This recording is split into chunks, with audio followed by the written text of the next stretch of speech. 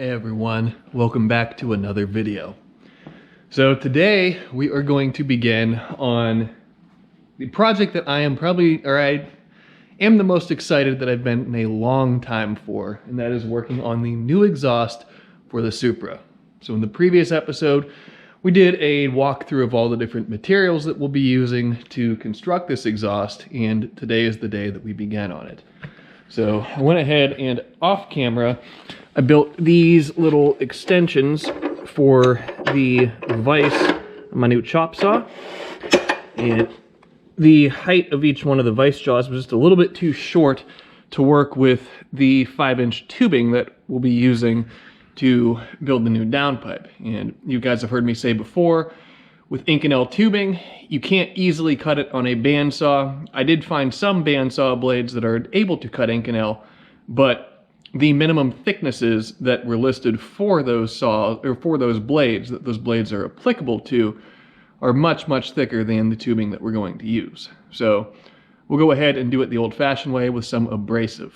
So, like I said, I made these little vise jaw extensions, not anything fancy or anything like that, just some rectangular stainless steel sheet. And those, I tested it yesterday as far as how they're able to hold the tubing in there, and it seems to work perfectly fine. So before we make any cuts or even think about doing anything with the new tubing, we need to remove the old parts and get everything cleared up for new components to go in their place. So that involves taking the downpipe off, the exhaust off, the wastegate recirculation tubes. In order to do that, we need to pull the front bumper. So let me set you guys down and start pulling parts off of this thing so we can start doing some fun stuff here in a little while.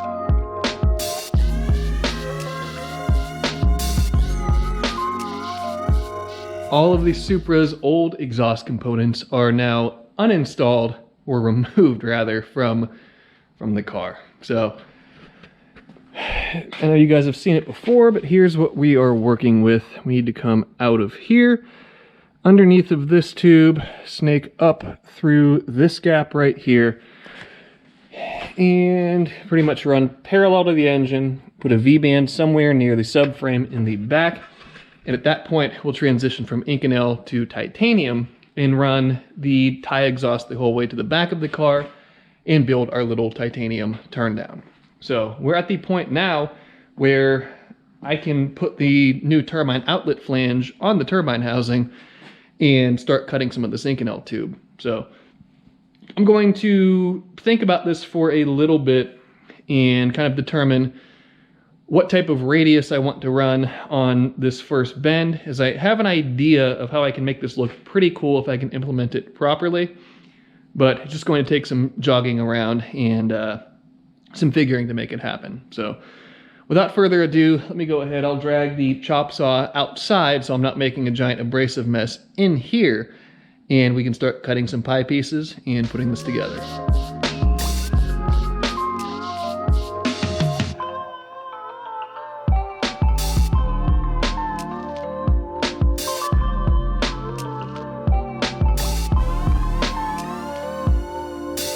We have our first few pie pieces cut, and they're in this box right here. So fresh off of the abrasive saw, they're definitely a little bit rough, and what I'm needing to do with these is, as this wheel wears down on the cutoff saw, I need to come in with the angle grinder and cut the last little bit of each one of the pie pieces.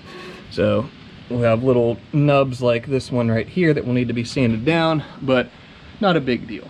So I figured I would take this opportunity to show you guys how I cut my pie pieces. And a lot of guys will actually measure out and figure out the opposing sides of the piece put a center line down on the bed of whatever saw they're using and do it that way. Well, that seems like a lot of time and a lot of work, and I just go by the eyeball method. So what I do, and slide this piece out a little bit. So if we are looking at this piece right here, and I look down across this edge to the other edge, you see how you can see the bottom side of the piece of tubing here. Well, that means that the piece is not rotated properly. So what I'll do is I'll put it in this configuration right here where we can see this bottom piece, and I'll slowly rotate the piece of tubing until I can't see the bottom section any longer. So as soon as you have the top and bottom side of the tube aligned, in theory, you're lined up with the cut that you need to make, and you're free to tighten the vise jaws down, start your cut, and so on and so forth. So it isn't a perfect way to do it, but it's the way that I've done it for a long time. And when you're making your own pie cuts, at least when I'm making my own, I'm not looking for perfection. I'm looking for the start and the continuation of a bend. So if there's a little bit of variation and deviance throughout the course of the bend, it isn't the end of the world. So let's go ahead and take this handful of pie pieces into the shop, get them cleaned up, start tacking together, and see where we need to go from these pieces right here.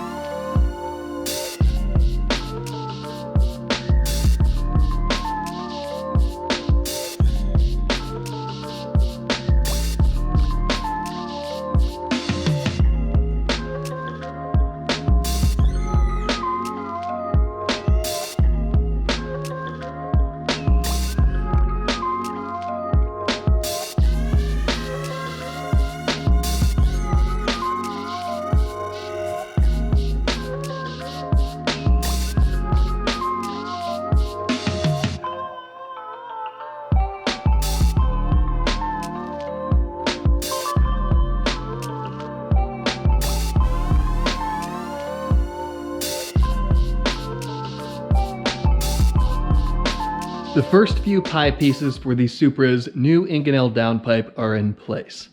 So here's what we have so far.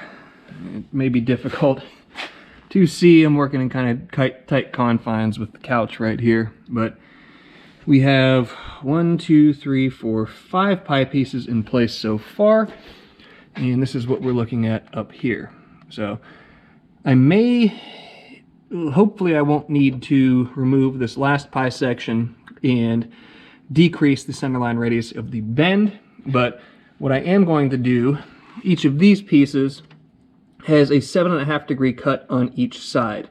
So that equates to a 15 degree overall pie piece in terms of how it's making its way around this bend. So in looking at it here, I think we can probably make it by the tire, but I'll know tomorrow when I can make a few more pie pieces, as we had a storm roll in and I had to pull all of the the chop saw and the other cutting tools back inside so they don't get wrecked by the rain. But at this point in time, I think we can go ahead and weld a couple of these seams up. I'll probably weld all but that last seam, to be quite frank, as there's nothing prohibiting me from doing so. So let me pull this back off, and I'll show you guys how we're going to make TIG filler rod out of that MIG wire spool that we're working with. So we now need to make some additional TIG filler rod to weld the Inconel for this downpipe. So I already went ahead and I made a couple of pieces, and you can see that it is still a little bit wavy. You guys can see that there, but it certainly is straighter than what is on the spool here. So I need to go grab the couple of outstanding tools I need to do this. I'll be right back. So to make this happen, you really don't need anything other than a couple of fairly simple tools. So we have a large C-clamp. This will be to clamp the filler on the side of the table. We have a pair of dikes or side cuts or what have you, whatever you prefer to call them. That'll be to snip the wire. And really the only specialty type tool that we have is this right here, which these are a pair of safety wire pliers.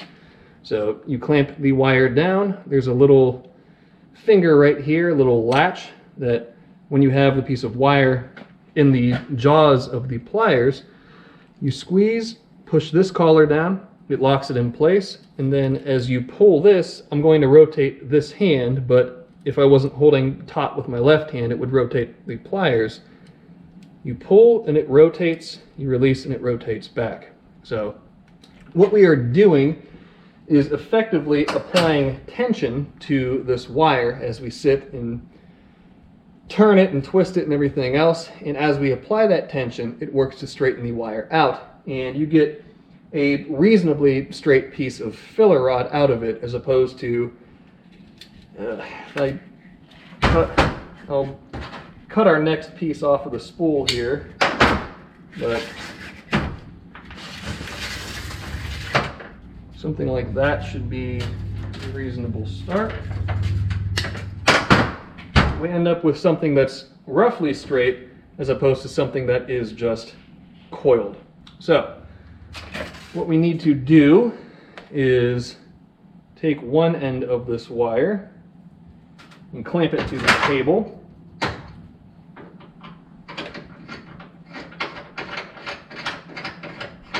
We take the other end of the wire, and let me reposition you guys a little bit. You keep tension pulled back on the wire a little bit and simply just spin. So you spin the pliers, grab the pliers, release the knob on the back, and you are just spinning the wire. So pretty simple and easy. I usually go about 10 pulls, which I'm not counting right now. And then we'll let loose of this. See how straight we are. Still a little bit of curvature to it, a little bit of wiggliness. So I'll go ahead and put a few more turns into it. 5, 6, 7, 8. Let loose. And that looks reasonable to work with there. Now, different wires that you're using, different fillers, they may act more appropriately, more favorably for straightening out. I actually used a little bit of stainless safety wire and was able to get it pretty much arrow straight. But this stuff, being nickel and being a little bit tougher, it still likes to have that little bit of waviness to it, but that is no big deal. Not a huge concern. Can work around that with my filler rod hand, and all will be well there. So I'm going to go ahead and make a few more of these rods, and then we can pull that piece off of the car and start welding on it.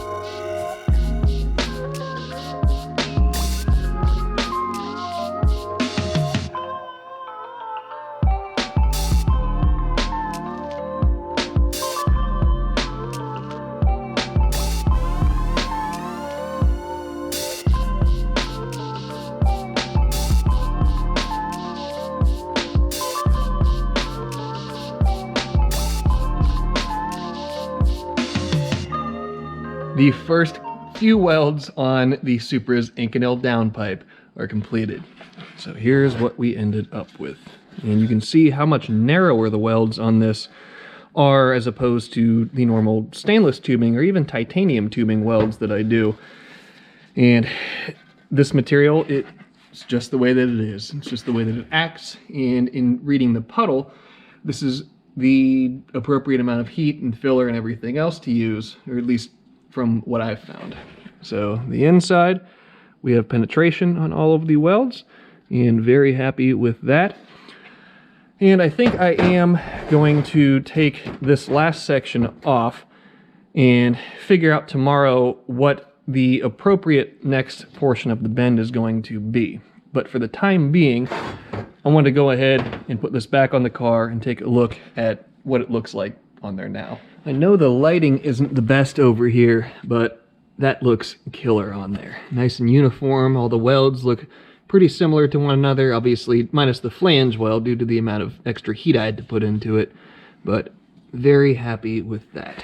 And with that last piece, that's at least where we're at right now in terms of where the bend ends. And actually, I think I might be able to get away with using these 15-degree pieces to continue on the path that I need to.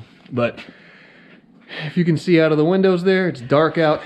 I'm about spent for today, so I'm going to get out of here for now. We'll come back in tomorrow, cut some more pies, fit some more tubing, and see how much farther we can get with this. It's a beautiful fall day here in Ohio, and it's time to cut more of this Inconel tubing. So yesterday we made a few pie cuts on the straight section there with our handy new chop saw here, and we're going to continue pie cutting today. So I'm going to cut a couple of pieces that are the same dimensions as the ones that I cut yesterday to see if those will work with the track that, or the path that the downpipe is currently going down. If that doesn't work, then we will need to alter the centerline radius, alter how tight we're making these pie cuts, and get it to kick a little bit more than we have it kicking currently. So I'm going to cut these off camera, as I'm sure you guys don't want to see me use a chop saw for quite some time right now. But we will reconvene in a little bit, and we'll keep going with this downpipe.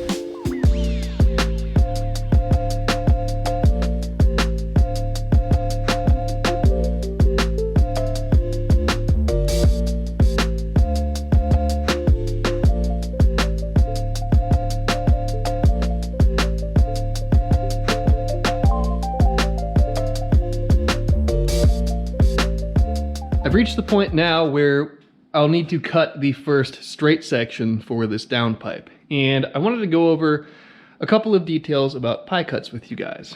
So here is where we are currently. So we have this whole first bend made, and now we're at the point where we can go straight that way and down around the tube structure and everything on the front end, obviously, and make our way through this pocket. But I got lucky where my guess as far as the angles for these pie cut pieces ended up working out. But oftentimes you'll need to change how tight or loose the bend is. You'll essentially need to change your centerline radius for the bend. And how do you do that? Well, it's pretty easy, and there's a couple different ways you can do that. So the two ways that I typically will adjust the centerline radius will be either altering the height of the piece while using the same angle to effectively shrink the height of each one of the portions of the bend. So if you look at this piece here, this isn't exactly the most comfortable location or comfortable height for the car, but if we make these pieces shorter, then in a given length, there is more bend happening. So that is what I would do to slightly tighten up the centerline radius of a bend. The other option is to actually alter the angle that you're cutting the pieces at. So like I said, these are all 7.5 degree cuts. Each one of the cuts is 7.5 degrees, equating to 15 degrees overall per piece. So if I needed more, I could very easily adjust the cut to 10 degrees on each side to make a 20-degree piece per pie section, and so on and so forth. However, when you're adjusting the angles of the cuts that you're making, you need to be cognizant of not making an oval out of a round piece of tubing, as you can very easily with essentially making a miter cut, as that's what we're doing with each one of these pie cuts.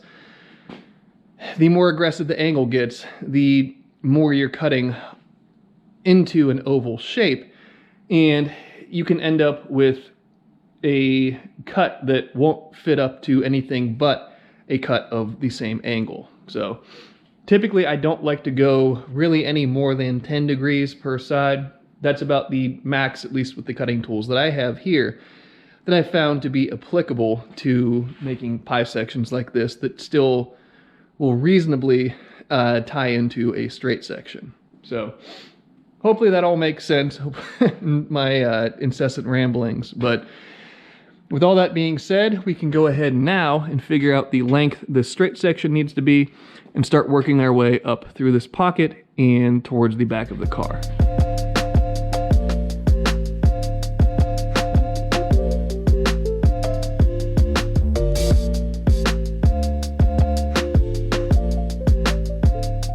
I have a few pieces cut and prepped for the next portion of this downpipe.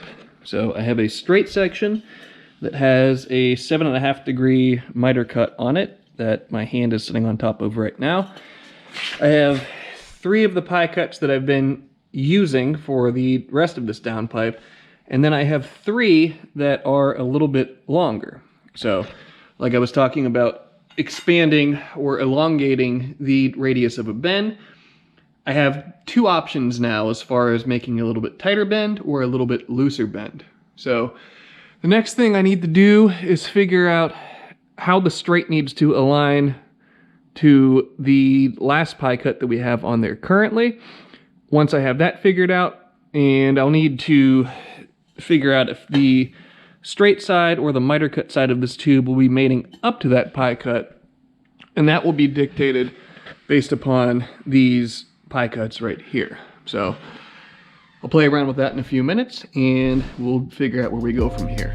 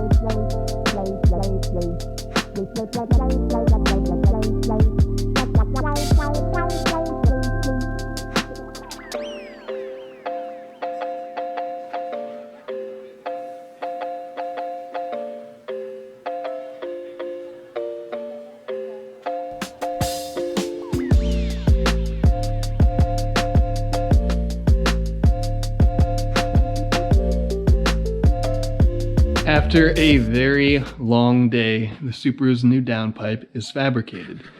So here's what we ended up with. And yesterday I went ahead and I welded these first 4 seams, and we still have a lot of seams left to do. And I went ahead and welded this V-band before I tacked this straight in this last pie cut to the rest of the assembly, just to make it easier on myself to do that weld, as it's easier to do when it's just a couple of pieces tacked together as opposed to the entire downpipe. So now let's go ahead and throw it back in the car, make sure that it still fits, and if all that is good to go, then I'm good to go to weld this thing in the next couple days.